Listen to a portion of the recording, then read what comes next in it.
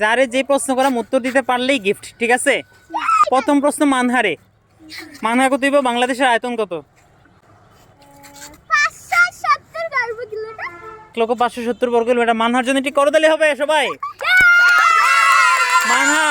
মানহা এখান থেকে যেকোনো একটা গিফট নিবা। যেকোনো একটা নেও, হাত দিয়ে ধরো, তোমার ইচ্ছা। ওকে ওকে ওকে, এরপরে কে উত্তর দিবা? কে? ওকে, এখন উত্তর দিবা কে? আয়শা। ওকে আয়শা, আসো। আয়শা বলো, আমাদেরকে কে সৃষ্টি করেছেন? আল্লাহ। গুড, নাও তোমার একটা গিফট। ওকে মা, তারপরে কে উত্তর দিবা? কে? বুশরা উত্তর দিবা। বুশরা বলতে হবে আমাদের নবীজির নাম কি? হযরত মুহাম্মদ সাল্লাল্লাহু আলাইহি সাল্লাম। শাবাশ, বুশরা একটা গিফট, একটা।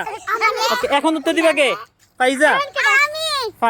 ফাইজা বলো, নির্বাচনে তোমার বাপের মার্কা কি ছিল? কুড়াল মার্কা। শাবাশ, বলো তোমার একটা গিফট। শাবাশ, এখন কি উত্তর দিবা? তুমি। আচ্ছা, তুমি বলো আমাদের দেশের নাম কি? বাংলাদেশ। শাবাশ, গুড। এখন তামিম উত্তর দিবা।